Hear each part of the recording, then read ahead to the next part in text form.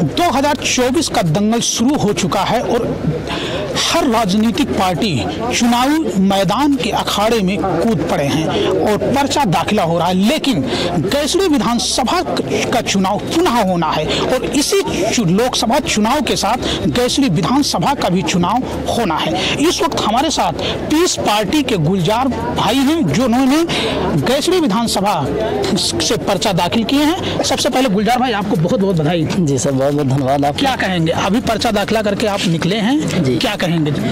Sir बहुत खुशी हो रही है कि विधानसभा गैसड़ी की जनता का अपार समर्थन मिल रहा है और हर समाज हमारे साथ जुड़ रहा है। हर समाज चाहता बदलाव चाहता है।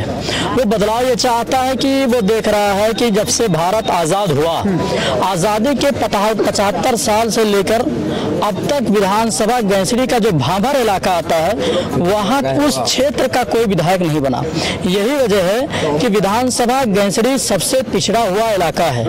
अगर वहाँ के लोग मरीज सरकारी अस्पताल में दवा लेने के लिए जाते हैं तो उनके लिए बेहतरीन व्यवस्था उपलब्ध नहीं है। वहाँ की जो सड़कें हैं जो गांव को जोड़ती हैं, ग्रामीणों को जोड़ती हैं, वो सड़कें बेहद बद से बदतर हैं। उन सारे हालात को देखते हुए पीस पार्टी ने मुझे विधानसभा गैसड़ी से उम्मीदवार बनाया है। आप लोगों ने पर्चा दाखिला किया है, उसके बाद जी अब आप क्षेत्र में जाएंगे जी, तो क्षेत्र में पर्चा दाखिला से पहले भी आप लोग क्षेत्र में जा रहे थे, किस तरीके से जन समर्थन मिल रहा है?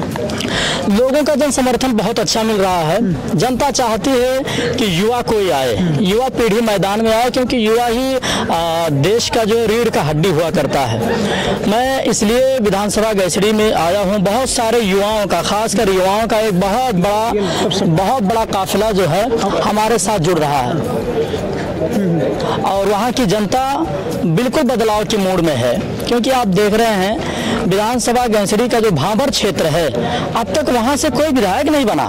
गुलजार भाई, गैसड़ी विधानसभा में स्वर्गीय डॉक्टर शिव प्रताप यादव ने चुनाव जीत करके 2022 में, उनके स्वर्गवास 26 जनवरी को ही हुआ था, चुनाव होना है। अब एक तरफ भाजपा के दिग्गज प्रत्याशी वहाँ पे शैलेश कुमार सैलू हैं, दूसरी तरफ समाजवादी पार्टी से जो स्वर्गीय शिव प्रताप यादव हैं उनके पुत्र राकेश यादव हैं, पीस पार्टी से आप हैं, बसपा भी वहाँ प्रत्याशी उतारी है। कितना चुनाव का समीकरण क्या बनता है और कितना किसको आप वो मानते हैं? देखिए सर, जहाँ तक आपने दिग्गज नेताओं की बात की है तो कोई भी नेता दिग्गज नहीं होता है। जिसके साथ जनता चलती है, जिसे जनता का समर्थन मिलता है, वही नेता दिग्गज होता है। और वहाँ की जनता, वहाँ की आवाम, खासकर युवा पीढ़ी, युवा वर्ग गुलजार अहमद को दिल की गहराइयों से समर्थन दे रहा है, वोट सपोर्ट के लिए मैदान में निकल रहा है। और सबसे अहम बात यह है कि हर समाज, हर समुदाय का समर्थन गुलजार अहमद को मिल रहा है। गुलजार भाई, अगर आपको गैसड़ी विधानसभा की जनता विधायक बनाती है तो विकास का प्रमुख मुद्दा क्या रहेगा? देखिए, विकास का प्रमुख मुद्दा जो हमारा है, क्योंकि मैं एक किसान फैमिली का लड़का हूँ, मैंने महसूस किया कि जब आप घर पे जाओ, गाड़ी खड़ी करो, तो माँ यही कहते हैं कि भैया आप सीधे खेत पर चले जाइए, देखिए बंदर तो नहीं है, वहाँ पर खेत में गाय तो नहीं है।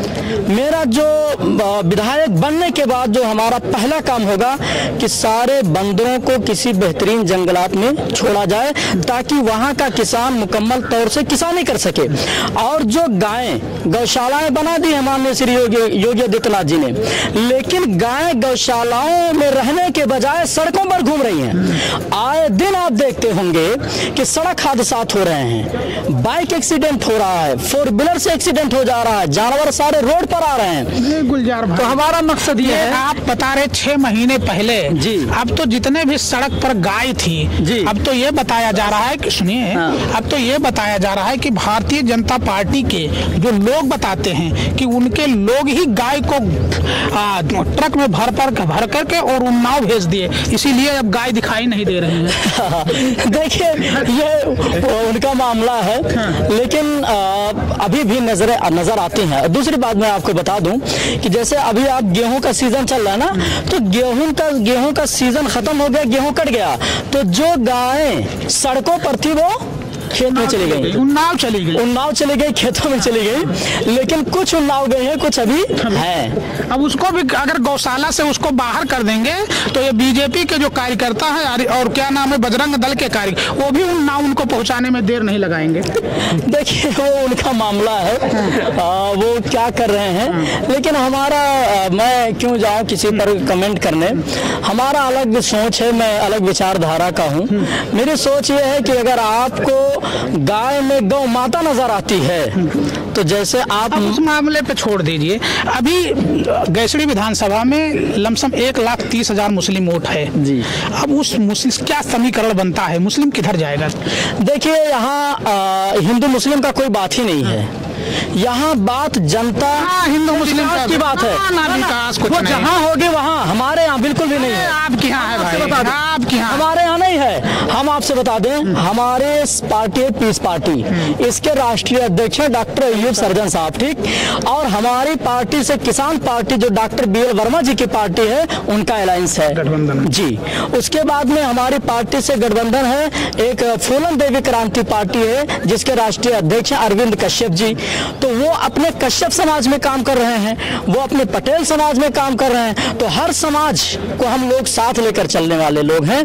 और आप देखेंगे मंच पर हर समाज, हर वर्ग के लोग, हर नेता नजर आएंगे, हर समाज के। जी जी बहुत बहुत धन्यवाद। तो ये थे गैसड़ी विधानसभा के भावी प्रत्याशी और ये गुलजार अहमद पीस पार्टी से, जिनका साफ कहना है कि गैसड़ी विधानसभा बाहरी प्रत्याशियों का चरागाह बन गया था, क्योंकि जितने भी लोग आए उसे चरागाह बन करके चरते रहे और लास्ट में गौ माता पूरी गैसड़ी विधानसभा के किसानों की फसल चर ली। लेकिन कहीं ना कहीं सूत्रों के हवाले या कुछ लोग दबी जुबान से भी कहते हैं कि योगी सरकार में गौ माता को भाजपा के लोग और बजरंग दल के लोग गाड़ियों में भर के, ट्रकों में भर के उन्हें उन्नाव पहुंचा दिया गया। तो कहीं ना कहीं किसान थोड़ा सा राहत की सांस ले रहा है, अब उनकी फसलें बच रही है। लेकिन जितने भी गौशाला में भी गाय हैं, अगर उन्हें सड़कों पे छोड़ देंगे तो वो भी कहीं ना कहीं उन्नाव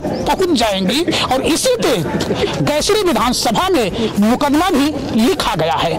तो साफ पता चलता है कि अब विधानसभा का जो दंगल है गैसड़ी विधानसभा में वो शुरू हो चुका है। और अब देखना है जब 4 जून को EVM खुलेगा तो पीस पार्टी के प्रत्याशी गुलजार भाई का किस्मत खुलेगा, तब पता चलेगा चुनाव जीते हैं या चुनाव हारे हैं। मिथिलेश कुमार, समाचार भारत, बलरामपुर।